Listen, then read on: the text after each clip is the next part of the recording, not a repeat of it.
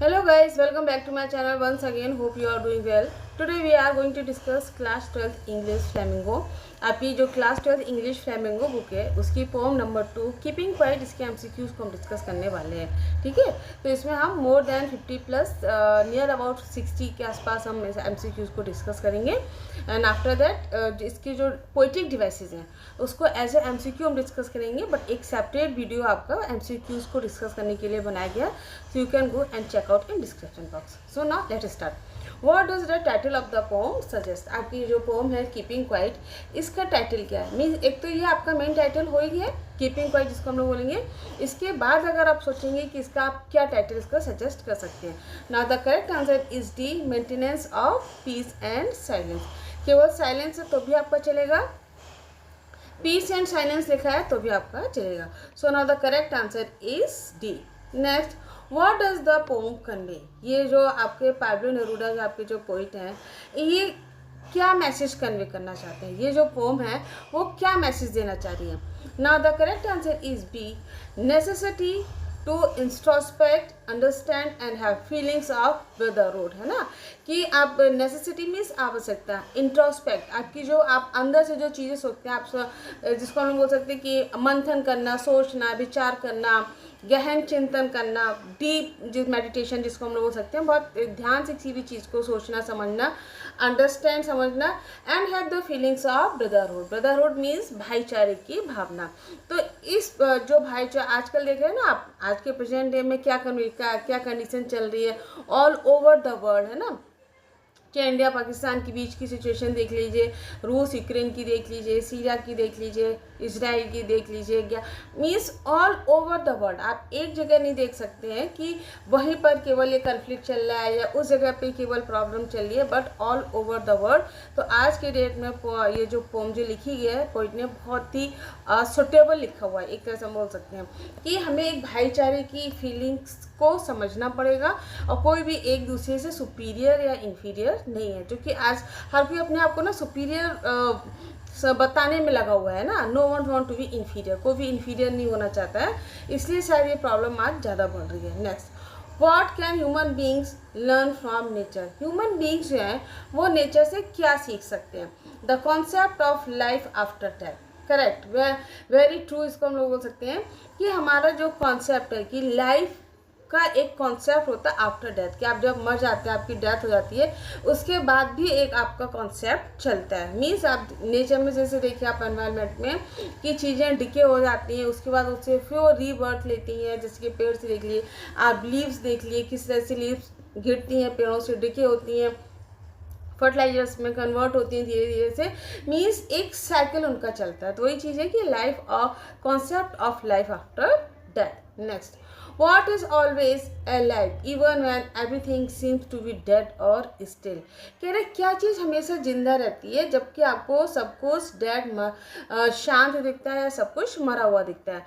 Non earth and the nature. Now the correct answer is the earth and nature. Earth और nature एक दूसरे से ही connect है, कि जिसमें आपकी life after death, after life भी आपको दिखती है. Next, truck with death. इसका क्या मतलब? इसमें एक फ्रेज आपका यूज किया राइटर ने, truck with death means dead soldiers. ये जो वॉर्स, युद्ध जो चलते हैं ना, तो उसमें नंबर ऑफ द सोल्जर्स उनकी डेथ होती है, तो वही बोले कि ट्रक विद डेथ मीन्स है कि dead soldiers. Next question number 6, Pablo Neruda was. Pablo Neruda जो पोइट है वो कौन थे? He was a Spanish poet. वो एक स्पेनिश पोइट थे. What is the essence और मैसेज ऑफ द पोम. इस पोम के थ्रू राइटर जो है, पोइट जो है, वो क्या मैसेज देना चाहता है? Introspection and retrospection. इंट्रोस्पेक्शन और रिट्रोस्पेक्शन मीन्स आप जो चीज़ें जो सोचते हैं, क्या डिफरेंस. अच्छा, बेसिक डिफरेंस बताइए दोनों में क्या. इंट्रोस्पेक्शन मीन्स होता है कि टू थिंक वेरी डीप, है ना, बहुत डीप से गहराई से किसी भी चीज़ को सोचना. एंड रिट्रोस्पेक्ट मीन्स होता है to think about the past. जब आप अपनी पास्ट मेमोरीज के बारे में, आप पास्ट के बारे में सोचने लगते हैं, this is called as a retrospect. To be more peaceful and be in harmony. तो वही चीज़ें क्या सोचते हैं कि किस तरह से लोगों में ब्रदरहुड, भाईचारे की भावना जो वो डेवलप होनी चाहिए, और लोगों में जो युद्ध, ये जो एक दूसरे में जो कॉन्फ्लिक्ट चल रहा है, वो किस तरह से उसको कम किया जा सके और जो पीसफुल लाइफ को लोग जी सकें। Next, why does the poet want us to talk about with our brothers doing nothing. Poet जो है वो क्यों कहना चाहते हैं कि अपने ब्रदर्स इन द सेंस है कि ऑल ओवर द पीपल, कि all the people all over the world, कि पूरे वर्ल्ड में, दुनिया में जो लोग हैं, उन लोगों से वो कुछ भी ना करने के लिए क्यों बोलता है, क्या मतलब है। इसका मतलब ये है, when we will have peaceful discussion instead of wars, means इसका मतलब ये है कि जहाँ पर हम युद्ध की जगह पीसफुल डिस्कशन कर सकते हैं। Next, according to the poet what creates barrier.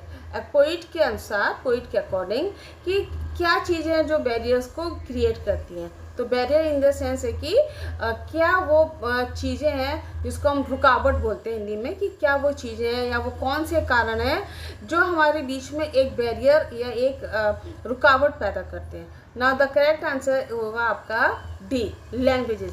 जैसे कि मान लो इंडिया में हम लोग देखते हैं, इंडिया में कोई साउथ के लोग हैं, कोई कन्नड़ बोल रहा है, कोई राजस्थानी बोल रहा है, कोई भोजपुरी बोल रहा है, कोई बिहारी बोल रहा है, कोई बुंदेलखंडी बोल रहा है ना, कोई तमिल बोल रहा है, कोई छत्तीसगढ़ी बोल रहा है। तो इस तरह से ये हर किसी की अपनी अपनी एक लैंग्वेज है, और यही पोइट के अनुसार ये जो लैंग्वेजेस हैं ये हमारे बीच में एक बैरियर्स या एक बाधा उत्पन्न करती हैं। सीधी सी बात ये है। What does the poet ask about not to speak? Poet जो है वो किस चीज़ के लिए बोलता है नॉट टू स्पीक, नाम बोलने के लिए।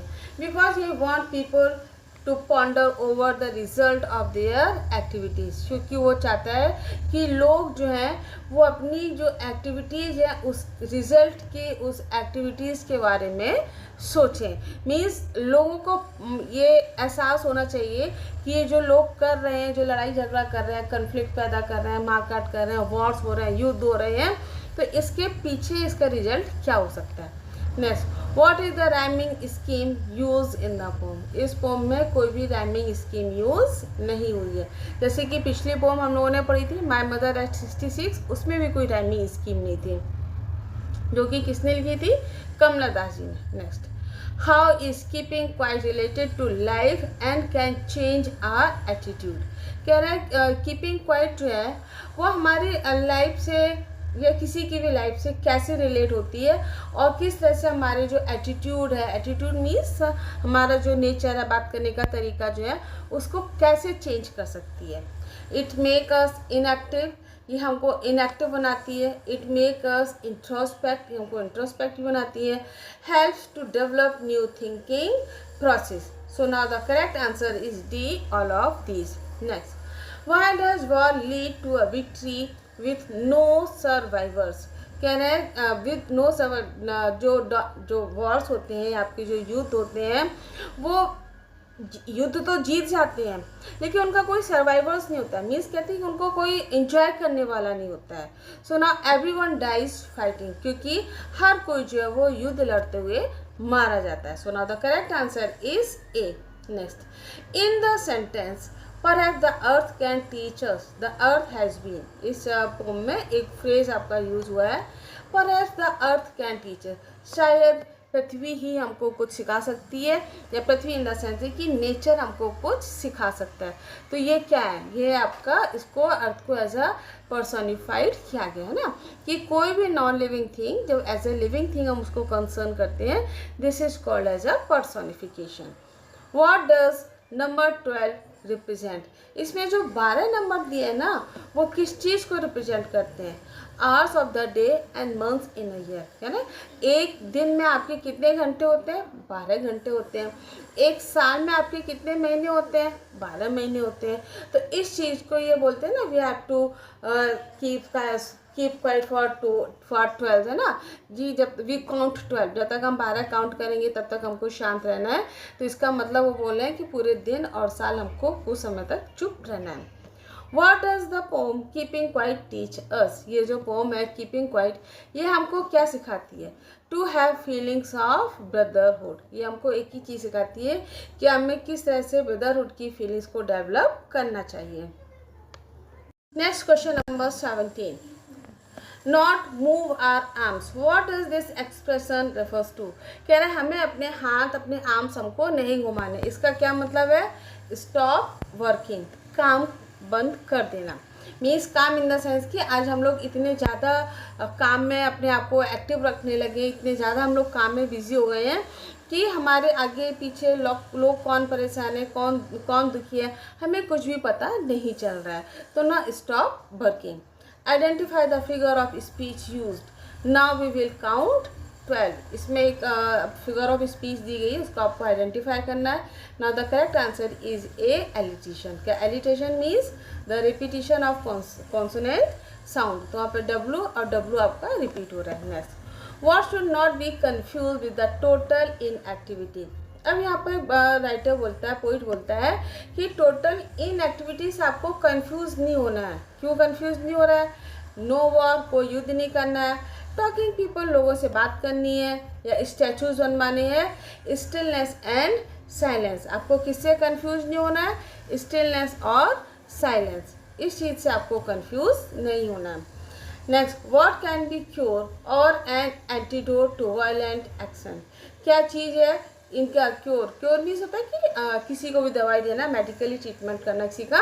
तो what can be a cure or an antidote to violent action, कि जो आप ये जो वायलेंट एक्शंस हैं उसको किस तरह से कंट्रोल किया जा सकता है. नॉन वायलेंट पीस स्किल्स, इसके लिए सबसे ज़रूरी है कि जो पीस मीन्स लोगों के बीच में बातचीत होनी चाहिए और लोगों को एक शांति का रास्ता ढूंढना चाहिए. So non violent peace skill. Next 21. What is the sadness in the poem that the poet speaks about? इस पोम में क्या चीज़ बहुत दुखी कर देने वाली है जिसके बारे में पोइट बातें करता है? Violence because of unthoughtfulness of the people. कह रहे हैं कि वो वायलेंस, वो फाइटिंग, वो वॉर जो लोग बिना सोचे समझे करते हैं. Next, What does the earth symbolize? ये जो अर्थ है वो किस चीज़ को आपको सिम्बलाइज करती है? Perseverance and the new beginning of after seeming state. कह रहे जो परसिवियरेंस एंड न्यू बिगनिंग आपकी जो जीवन की जो होती है वो स्टिल अभी तक आपको दिखती है ना. मीन्स आप जैसे बोला ना ये लाइफ आफ्टर डेथ, की डेथ के बाद भी एक आपका जीवन होता है. तो उसी चीज़ को अर्थ जो आपका सिम्बलाइज करती है. Why is everyone sad? हर कोई दुखी क्यों है?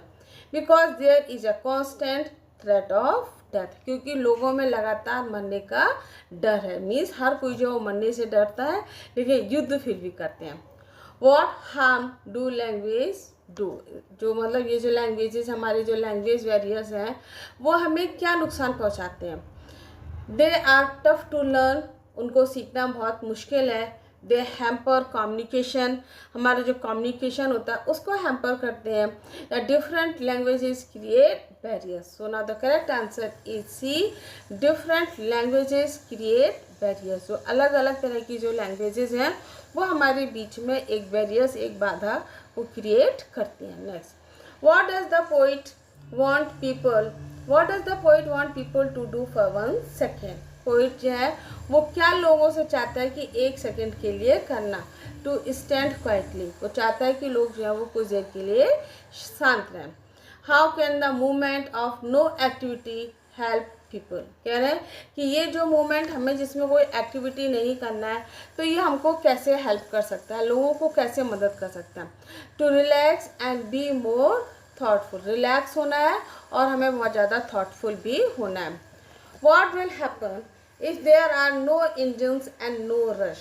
कह रहे हैं क्या होगा? कोई इंजन नहीं होगा, कोई रश नहीं होगा, कोई भीड़ भाड़ नहीं होगी, कोई बहुत ज़्यादा खचपच नहीं होगी, कोई बहुत ज़्यादा परेशान भी नहीं होंगे, बहुत ज़्यादा शोर शराबा नहीं होगा.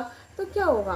It will create an exotic moment. तो इसे एक बहुत ही एक्जॉटिक मीन्स रेयर हम बोल सकते हैं, एक बहुत ही एक्जॉटिक या रेयर मोमेंट जो है वो क्रिएट होगा. Because it will be unusual when no one would be in rush. Next 29. What could everyone feel at the exotic moment? इस एग्जॉटिक मोमेंट में हर कोई कैसा फील करता है? स्ट्रेंज विशफुल वननेस, कि सब कोई जो है वो स्ट्रेंज मीन्स अजनबी भी है, कोई एक दूसरे को जानता नहीं है, ब्लिसफुल वननेस और एक दूसरे के साथ वननेस की फीलिंग्स भी रखना चाहते हैं। Next, identify the figure of speech, इसमें आपके जो फिगर ऑफ स्पीच है उसको आइडेंटिफाई करना है। So now the correct answer is C anaphora. बेटा इस वीडियो में, इस लेक्चर में मैं केवल आपके जो MCQs हैं सिर्फ उसको डिस्कस कर रही हूँ, और बाकी अगर डिटेल में आपको MCQs पढ़ना है इस चैप्टर के, उसके लिए मैंने एक सेपरेट वीडियो बनाया है, so you can go in description box and you can check it out. So now the answer question number 31, what does the poet suggest, poet क्या सजेस्ट करता है? That the survivors would walk in the shade doing nothing. Now the correct answer is B, he wants to promote brotherhood, क्योंकि वो brotherhood को promote करना चाहता है। What is the poet expecting from fisherman, जो fisherman है, जो मछुआरे हैं, उनसे पोइट क्या एक्सपेक्ट करता है? To think and stop harming the fish, कि जो फिश को जो उनका जो पकड़ने का काम है उसको उन्हें रोक देना चाहिए और रुक जाना चाहिए। टू थिंक मीन्स कुछ देर के लिए वो सोचें, और फिश को जो पकड़ने का उनका काम है उसको रोक देना चाहिए।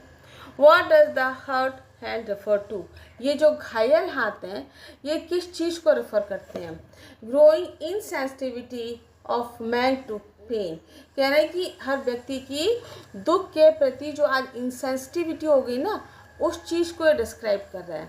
मीन्स हर व्यक्ति आज अपने आप में इतना बिजी हो गया है कि किसी के सुख से, किसी के दुख से कौन परेशान है, हमको कोई फर्क नहीं पड़ता है। Next 34, how will silence benefit man and nature. Silence means आपकी शांति, आप जब शांत रहते हैं, आप कीप क्वाइट रहते हैं, तो आपकी जो शांति है वो नेचर को कैसे बेनिफिट करती है? Man will stop hurting nature and both will heal themselves, means कहना है कि ये आदमी जो है ना वो नेचर को हर्ट कर रहा है, मीन्स नेचर को काट रहा है, पेड़ काट रहा है इलेक्ट्रिसिटी बनाने के लिए, बहुत सारी चीज़ों के लिए हम बोल सकते हैं। तो आदमी जो है वो नेचर को हार्म करना कम कर देगा, हंटिंग करना कम कर देगा, और जो कि नेचर के लिए बहुत अच्छा होगा। Next, which image in the poem shows that the poet condemns or hate violence, कौन सी इमेज है पोइट की जो ये शो करता है कि पोइट जो है वो युद्ध को कंडेम करता है, एंड हेट वायलेंस, और वायलेंस से वो घृणा करता है। Now the correct answer is D, a fisherman not harming whales, के फिशरमैन हैं जो व्हेल्स को नुकसान नहीं पहुंचाएंगे। Wars living behind no survivors to celebrate, कि जब दो देशों के बीच में युद्ध होते हैं तो युद्ध तो जीत जाते हैं लेकिन उनको सेलिब्रेट करने वाला कोई भी नहीं बचता है। Poet's refusal to deal with death, कह रहे हैं पोइट का ये जो रिफ्यूजल है कि वो डेथ के साथ डील नहीं करना चाहता है। Now the correct answer is D, all of these. What symbol from the nature does the poet use to prove that keeping quiet is not a total inactivity? Poet जो है वो किस चीज़ को एज ए सिंबल यूज करता है? Not total inactivity. Now the correct answer is the earth. Question number 37, what are the different kinds of words mentioned in the poem, इस poem में किस तरह के जो वर्ड्स हैं, जो युद्ध है, उनको मेंशन किया गया है। Now the correct answer is the all of this. Next, identify the tone of the Pablo Neruda in the following line, इस लाइन में पाब्लो नेरूडा आपके जो पोइट हैं उनकी टोन को आपको आइडेंटिफाई करना है। Now the correct answer is D, uncertain, uncertain mean अनिश्चितता होना, yet hopeful about the possibilities, लेकिन फिर भी आपको संभावनाओं के लिए पॉसिबिलिटीज़ रखना है, संभावनाओं के लिए आपको आशावादी होना है। Next, what statement does Neruda make about the wars, क्या नेरूडा जो है वो वॉर्स के लिए, युद्ध के लिए क्या स्टेटमेंट देते हैं? Wars never yield any winners and the loss far greater than what can be measured, कह रहे हैं वॉर जो है ना वो कभी किसी को विजेता नहीं बनाते हैं, और सबसे बड़ा लॉस जो होता है is far greater than what they can be measured, means कहते हैं ना कि युद्ध जीत गए हैं, तो युद्ध जीतने से ज़्यादा लॉस ज़्यादा होता है, कि आप हार तो किसी की भी नहीं होती है, वैसे एक जब जीतेगा दूसरे हारेगा, लेकिन इसके साथ ही कह रहे हैं लेकिन जो लॉस होता है ना लोगों की लाइफ्स का, प्रॉपर्टी का, वो जीत से कहीं ज़्यादा बड़ा होता है। तो जो मतलब आप कैसे सेलिब्रेट कर सकते हैं, ये कहने उनका। Next, now I will count up to 12 and you keep quiet and I will go. What does the poet wish to do go at the end of the poem? इस poem में last में एक line लिखी गई है, writer ने लिखी है, now I will count up to 12. अब मैं 12 तक count करूँगा, गिनती गिनूँगा, and you will keep quiet और आप शांत रहेंगे and I will go और मैं चला जाऊँगा. So now the correct answer is C. The poet will move on and seek to inspire others. Next 41. Clean clothes means. Clean कपड़ों का मतलब क्या है? Both. Symbols भी है और आपका ये alliteration भी है. Next 42. What could be significance of choosing number 12? क्या है significance choose करने का मतलब क्या है? Now correct answer is D. All of this refers to the 12 hours of day. हाँ, दिन के 12 घंटे जो होता है उसको भी आप ये इसको सिम्बोलाइज करता है, जोड़क साइन को भी जोड़ करता है और साथ साथ आपके जो मंथ्स ऑफ द ईयर होते हैं उसको भी ये सिम्बोलाइज करता है. Next, identify the poetic device used. इसमें जो पोएटिक डिवाइस यूज हुई है उसको आइडेंटिफाई करना है. So now the correct answer is D.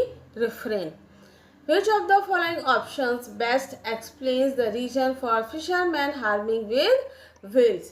Now the correct answer is B, for producing whale's oil. Next 45. Why according to the poem do we move our arms so much? कह रहे according to the poet के अनुसार do we arms, हम अपने arms बहुत ज़्यादा move करते हैं. इसका मतलब क्या है? To work. इसका जो आंसर होगा वो होगा आपका B. टू वर्क मीन्स इतना यहाँ पे पॉइंट कहना चाह रहा है कि हम इतना ज़्यादा काम करते हैं, हाथों को इतना ज़्यादा मूवमेंट देते हैं, हम अपने हाथों को इतना ज़्यादा चलाने से इन द सेंस है कि हम इतना ज़्यादा हार्ड वर्क करते हैं. Next, which of the following figure of speech has been use in the poem. इस फॉर्म में क्या फिगर ऑफ स्पीच यूज हुई है? नहीं यूज हुई, वो है आपकी ओनोमोटोपोइया. ओनोमोटोपोइया मीन्स होता है कि किसी की साउंड को प्रोड्यूस करना. जैसे example, bees are humming, bees are murmuring, है ना. तो हमिंग, मरमरिंग, ये किसका साउंड प्रोड्यूस कर रही है? तो now the correct answer is onomatopoeia. Find the synonyms of the stage. इस स्टेज वर्ड का जो सिनोनिम उसको फाइंड आउट करना है. Now the correct answer is B. Exotic. Which figure of speech is prominent throughout the poem. इस poem में एक ऐसी कौन सी पोम है जो लगातार आपको देखने को मिली है? This is the enjambment. Enjambment means क्या होता है कि sense of one line does not end with the sense of one line. Means एक लाइन का सेंस जो है वो दूसरी लाइन में जाता है. Find the poetic device use. Poetic device को आप यूज कर बताइए.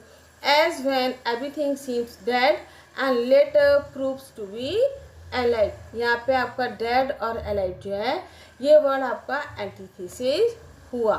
एंटीथेसिस क्यों हुआ? कि जब सेम वर्ड होते हैं सेम कम्युनिटी के फ्रेजेस में, this is called as a antithesis. Next detail में हम नेक्स्ट वीडियो में डिस्कस करेंगे.